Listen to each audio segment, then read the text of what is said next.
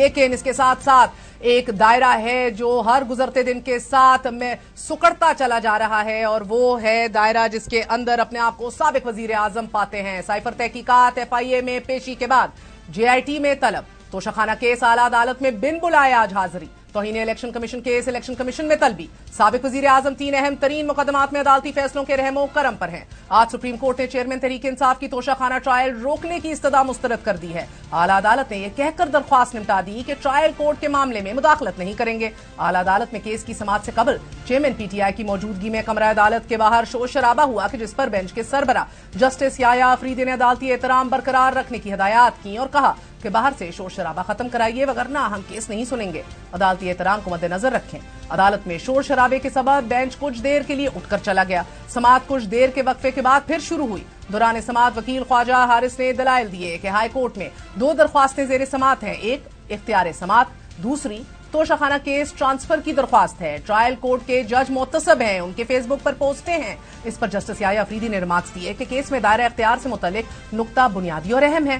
ہم high court کو کوئی حکم نہیں دے رہے، ماتحت عدلیہ سے متعلق ایڈوائزری اختیار سماعت ہائی کورٹس کے پاس ہے، جو بھی کہنا ہے اسلام آباد ہائی کورٹ کے سامنے کہیے۔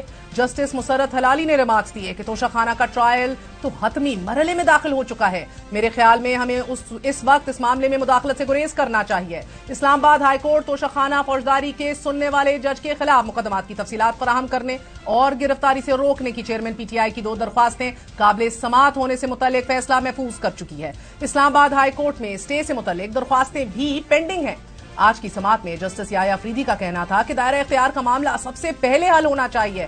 گویا اعلیٰ عدالت میں ہونے والی آج کی کارروائی نے اسلام آباد ہائی کورٹ کے لیے سمت کا تعین کر دیا ہے۔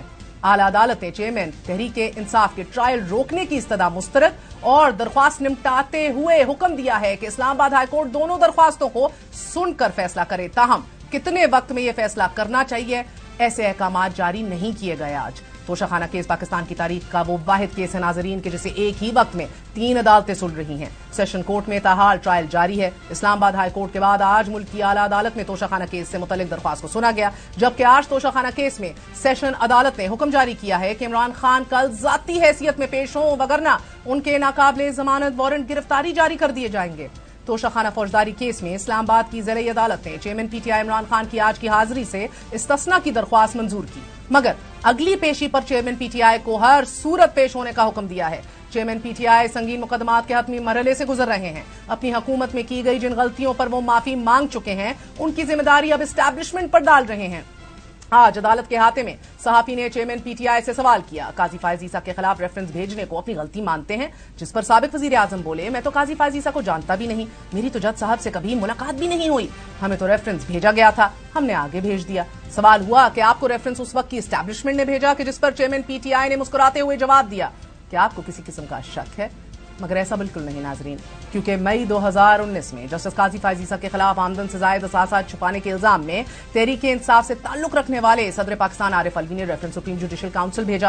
ہم نے ان کا انٹرویو کیا اور وہ بضد تھے کہ میں نے اپنا مائنڈ اپلائی کیا ہے اور اس میں ٹھوس شواہد موجود ہیں، جس پر کارروائی شروع ہوئی۔ کارروائی کے دوران وفاقی کابینہ اس ریفرنس کا نہ صرف دفاع کرتی رہی بلکہ فاروق نسیم کو وکیل بھی نامزد کر دیا۔ 3 سال تک یہ کیس لڑا گیا اور پھر جب کیس کا فیصلہ جسٹس قاضی فائز عیسیٰ کے حق میں آیا تو تحریک انصاف کی حکومت جس کے سربراہ چیئرمین PTI تھے، انہوں نے سپریم کورٹ میں کیوریٹو ریویو دائر کر دی۔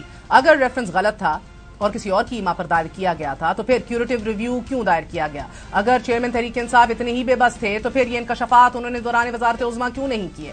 ساتھ ہی تحریک انصاف کی حکومت کے وزیر قانون فاروق نسیم دعویٰ کرتے رہے تھے کہ قاضی فائز عیسیٰ کے خلاف ریفرنس دائر کرنے پر وزیر اعظم نے اصرار کیا تھا۔ یہی بات سابق DG FIA نے بھی کی اور یہ بھی بتایا فاروق نسیم صاحب نے کہ ایسٹ ریکوری یونٹ براہ راست چیئرمین تحریک انصاف کے ماتحت تھا اور انہوں نے اس کی جانب سے پیش کیے جانے والے مواد کی روشنی میں ریفرنس دائر کرنے پر اصرار کیا۔